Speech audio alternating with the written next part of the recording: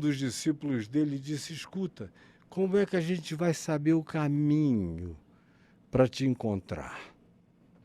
Ele disse: eu sou o caminho, a verdade e a vida. Aí o discípulo disse a ele: escuta, mostra-nos o Pai. Mostra-nos o invisível, o imponderável, o inalcançável, o inatingível. Como se a gente pudesse chegar aí. Como se o finito pudesse assambarcar o que é mais do que infinito. Infinito é até uma palavra pequena e curta para designar Deus. Ela é boa para a ciência do universo espaço-temporal, mas nem mais para isso está servindo. Aí Jesus chega e diz: Filipe, há tanto tempo eu estou convosco e não me tendes conhecido. Quem me vê a mim, vê o Pai. Como dizes tu, mostra-nos o Pai. Não crês que eu estou no Pai, que o Pai está em mim? As palavras que eu vos digo, eu não as digo por mim mesmo, mas o Pai que permanece em mim faz as suas obras. Então, o meu único acesso à compreensão mínima do significado de quem Deus pode ser para mim, humano, é olhando como Jesus viveu. No amor de Jesus não tem romance, embora haja severidade. O amor de Jesus tem filéu. Ele tinha amigos que ele dava preferência. Extremamente amigo de Marta, de Maria, de Lázaro, de Madalena, de Salomé, de uma quantidade enorme de pessoas, porque ele se dava ao direito da intimidade e da afinidade. Tanto quanto ele amava aqueles que o odiavam. E se entregou quando os discípulos disseram: escuta, tu andas sobre as águas, tu multiplica pães, tu mexes na natureza da matéria, tu fazes todas essas coisas e vais deixar que esses romanos te matem? Aí ele disse: vocês não entenderam ainda nada, ou não sabeis que se eu pedisse ao meu Pai, ele enviaria uma legião de anjos, que é só uma expressão também semanticamente limitada para designar seres de uma natureza superior. Ele mandaria uma legião de anjos, usando uma expressão romana, que eram as legiões romanas, e acabaria com isso tudo. É uma escolha minha, é decisão minha. E se vocês não aprenderem o significado desse amor, me vendo me entregar, nada mais vai ter significado para vocês e vocês estarão para além da possibilidade de serem ensináveis. Então, em Jesus, eu tenho tudo que de Deus se pode conhecer, humanamente falando. Eu não estou dizendo que não houve homens iluminados. Houve muitos homens iluminados. Houve muitos profetas lindos, mulheres lindas, gente que cresceu em amor, em graça, em bondade, em misericórdia, para todos os lados. E foram todos esses que tiveram como ambição chegar nesse nível onde o amor é a coroa de todas as coisas. Ninguém cresce em Deus sem amar.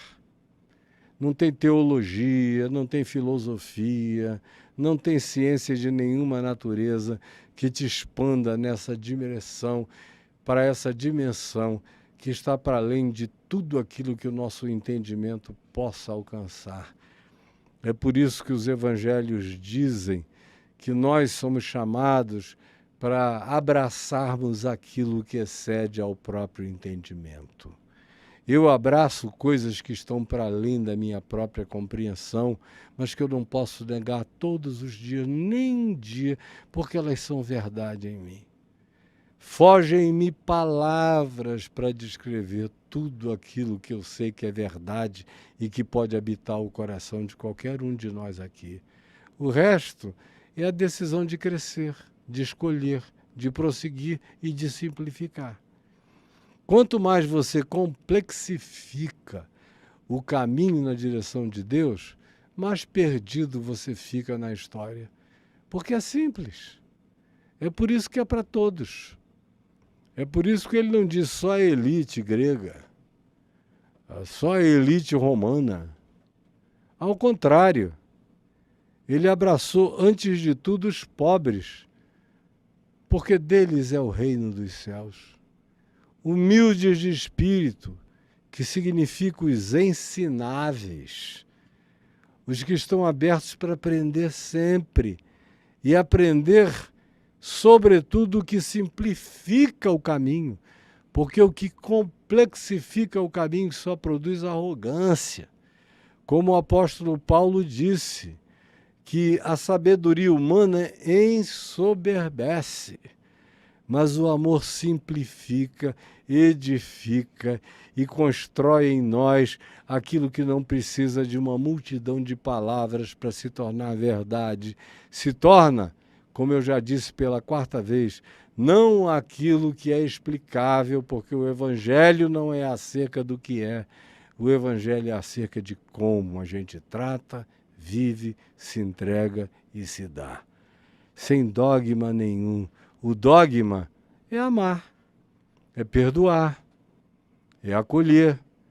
Aí você diz, me conta uma história tua. Uma história simples é a seguinte: mesmo antes de encontrar o Evangelho, talvez por uma questão de uma natureza muito especial que Deus me deu, eu não me lembro de um único dia, nem na minha infância mais tenra, em que eu tenha dormido com raiva de ninguém, com ódio de ninguém, com ira de ninguém. Mesmo no tempo que eu desci o cacete, como eu já disse, às vezes batendo no cara, eu começava a chorar arrependido de ter feito aquilo.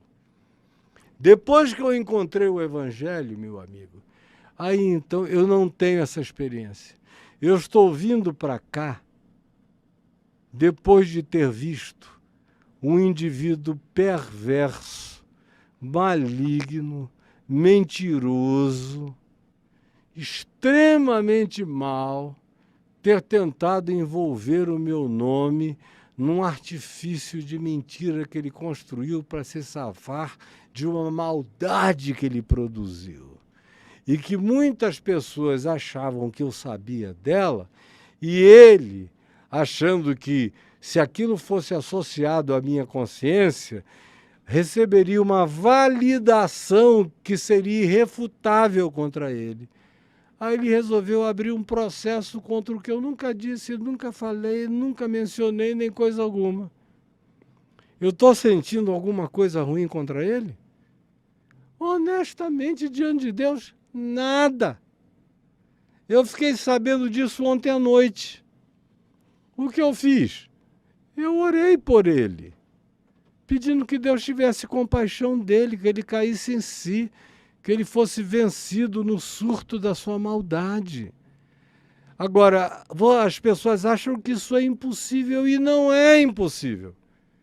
Por exemplo, a gente tem no século XX um cara que perguntado, escuta, tu não crês em Cristo?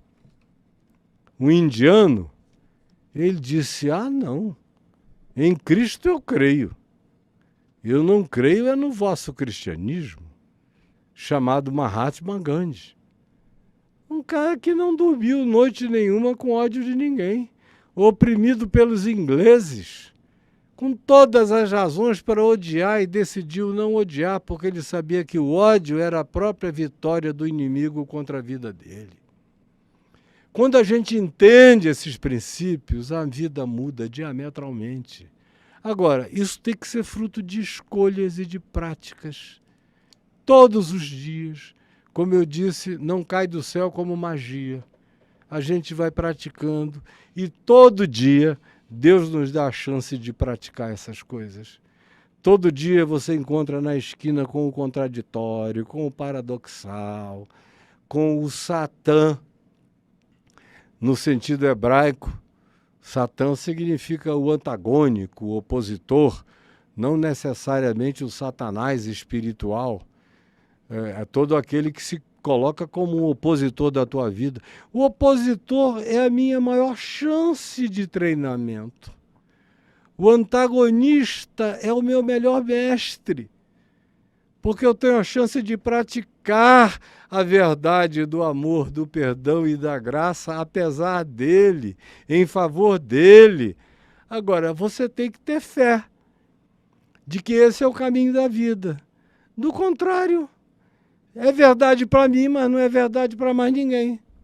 Como não é verdade para essa multidão de evangélicos que odeiam mais do que qualquer coisa. Nós estamos aqui, eu não sei o que você está vendo aí, se tem muitos haters. Agora, se o que eu estou dizendo aqui provocar haters, é porque o cara está totalmente satanizado no seu espírito, porque eu só falei aqui daquilo que todo mundo deveria dizer, eu quero para mim.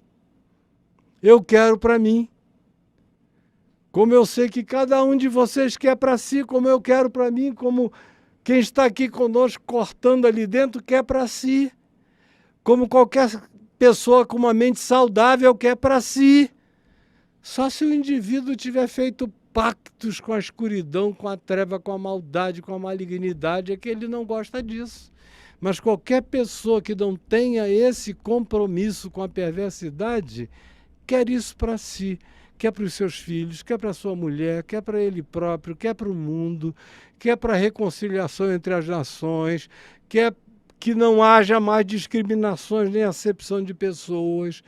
Agora, tem muita gente que infelizmente escolheu treva, escolheu maldade, escolheu perversidade, escolheu as armas ferinas, homicidas, perversas, e tem alguns, infelizmente, assim como você pode se desenvolver no amor, tem gente que se desenvolve no ódio até a morte. Negar isso seria uma estupidez e uma alienação total. Agora, mesmo esses que escolhem isso, não se tornam meus inimigos, se tornam objeto da minha oração, da minha compaixão, do meu amor e da minha vontade de que eles algum dia sejam iluminados e participem dessa metanoia, dessa mudança de mente, desse regênesis, dessa nova criatura, dessa nova criação, dessa nova possibilidade.